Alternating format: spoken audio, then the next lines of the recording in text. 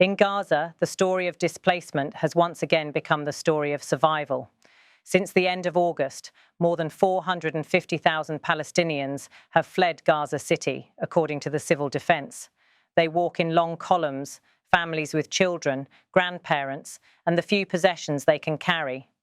Their path leads them southward, toward a strip of land that is already overcrowded and overwhelmed. For those who leave, this is not just a relocation, it is an uprooting of lives, histories, and communities. For those who remain, it is a gamble with life and death. The scenes are hauntingly familiar. Coastal roads filled with families on foot, cars and carts piled with belongings, children clutching their parents' hands, and always the air heavy with the sounds of warplanes overhead. Gaza City, once home to around 1 million people, is emptying at a staggering pace. The Israeli army says it is targeting Hamas strongholds, urging residents to evacuate for their safety. But to the people forced onto the road, the evacuation feels less like safety and more like exile. Among the displaced is a woman named Salah. Her voice echoes the despair of so many who have been forced to leave their homes. She says, "There is no medical care or medicine. We call on all Arabs and non-Arabs to stand with us for God's sake, to alleviate the suffering and stop the war, as we have exhausted our strength." Her words cut through the political rhetoric, reminding us that behind every statistic is a family stripped of the most basic dignity: health, safety, and hope. And then there is Abu Hamouda al-Dahdouh, a refugee who has also been forced southward. His plea is equally powerful. We are not fighting America or Israel. We are advocates of peace and we want to live, so let us live. These testimonies, raw and unfiltered, tell us what the numbers cannot. That these are ordinary civilians, mothers, fathers, children, trapped in a war they did not choose. The Israeli army claims that nearly 500,000 people have already evacuated. International agencies warn that the number could grow even higher. But where are these people to go? The south of Gaza, already crowded with refugees from previous conflicts, is buckling under the strain. Shelters are overflowing, food and water are scarce. Medical facilities, bombed and understaffed, cannot cope with the influx. Humanitarian workers describe scenes of chaos. Families crammed into schools, makeshift tents lining the streets, and children sleeping under the open sky. This mass displacement recalls some of the darkest chapters of Gaza's history. In 2009, during Operation Cast Lead, thousands fled under bombardment. In 2014, entire neighborhoods were reduced to rubble, forcing tens of thousands into UN shelters. Again in 2021, airstrikes pushed families from their homes in search of refuge. But this time, the scale is unprecedented. Nearly half of Gaza City's population has left in a matter of weeks. For many, this is the largest forced movement of people they have seen in their lifetime. International reaction has been swift, though divided. The United Nations has sounded the alarm, calling the displacement a humanitarian catastrophe. Arab governments accuse Israel of ethnic cleansing, warning that the forced exodus risks becoming permanent.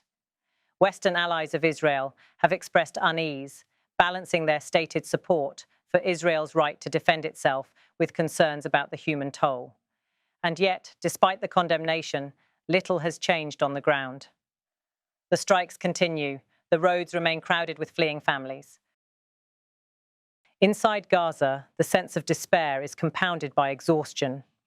Parents describe carrying their children for miles with no certainty of where to stop.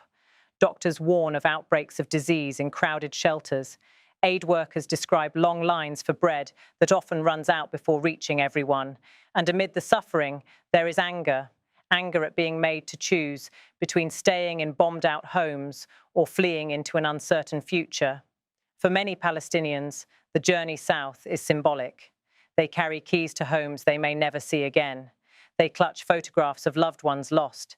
They bring with them school books, blankets, and sometimes nothing at all. Every step southward is a reminder of displacement that stretches back generations to 1948, when hundreds of thousands of Palestinians fled or were expelled during the creation of the State of Israel. Today, many see echoes of that past in the current exodus. The humanitarian crisis is not only a question of numbers, it is a question of survival. The displaced must find food, water, and shelter. They must endure the psychological trauma of war, the grief of losing homes, neighbours, and often loved ones. Children, who make up nearly half of Gaza's population, carry the scars of displacement most deeply.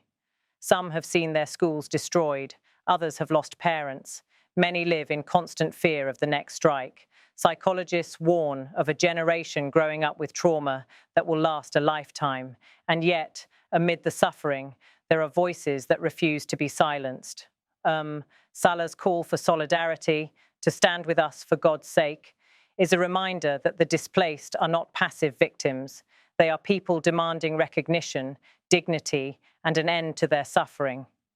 Abu Hamouda al-Dahdouh's insistence, "We are advocates of peace and we want to live," is a plea not just to Israel, but to the world, to see them as human beings deserving of life. The world now faces a question: how many more must be displaced before action is taken? How long can Gaza's south absorb the tide of humanity surging into its already fragile spaces? What does safety mean in a place where every corner has become a target? These questions hang heavy over the Strip, unanswered and urgent. As the sun sets over Gaza, the images remain vivid. A grandmother walking barefoot along a dusty road. A boy pushing a cart loaded with water cans. A mother cradling her infant, uncertain if there will be shelter tonight. A man holding house keys in his hand, knowing his home may already be reduced to rubble.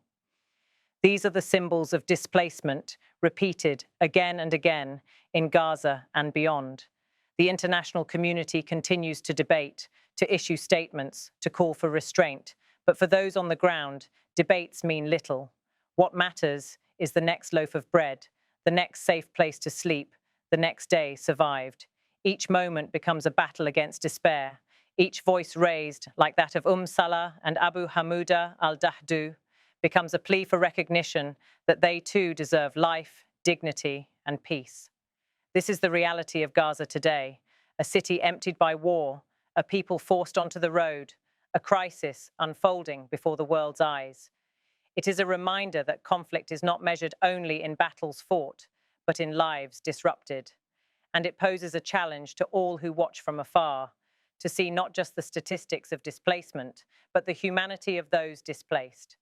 Because behind every number, 450,000 displaced, there is a story, a mother's story, a father's story, a child's story, stories that must be told and heard until the voices of Gaza are no longer echoes in the desert of indifference, but demands for justice that cannot be ignored. And so, as the displaced continue their journey south, their message is clear. They do not ask for war. They do not ask for politics. They ask for life. They ask for peace. They ask simply to be allowed to live.